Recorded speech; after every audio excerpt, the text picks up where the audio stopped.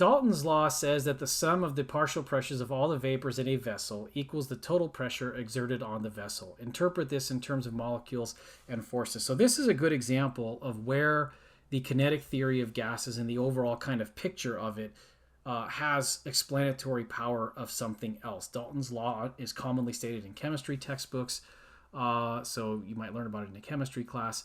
But again, the kinetic theory of gases we're studying in a physics class is related to how that works and why that is. So the picture we had for the kinetic theory of gases was of molecules moving around randomly, right? So let's say I've got maybe a few, I'm just going to draw like 3 here to start with.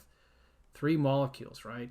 And they're all moving around in randomish directions. Maybe this one's going that way. All right, I don't know if I do random very well, but there it is. And maybe these are all molecule A. So I'm going to label those with A's. And then let's say I introduce a couple more molecules, and they're molecule B. Maybe they're a whole bunch bigger.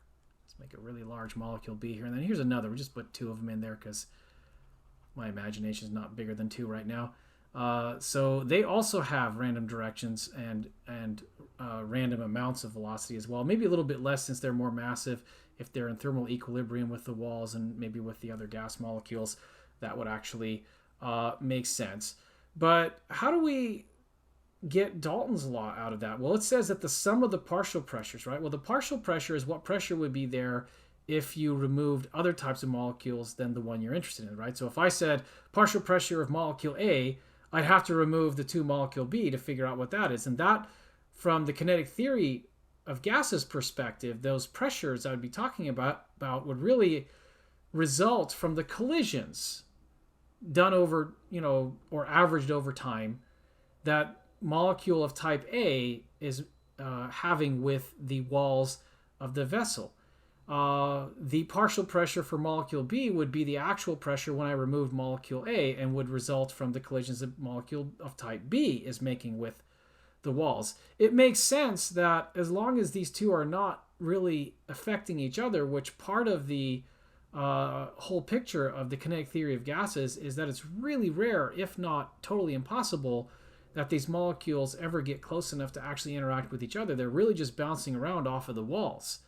And so that makes sense that when you add 2 different types of molecules into the container, the total pressure is just equal to the sum of what the pressures would have been had there been one or the other of the 2 types of molecules. I think if you followed all that really convoluted language, I think that actually explains what this statement of Dalton's law say, because it says that it's really the sum, right, of those partial pressures equals the total pressure.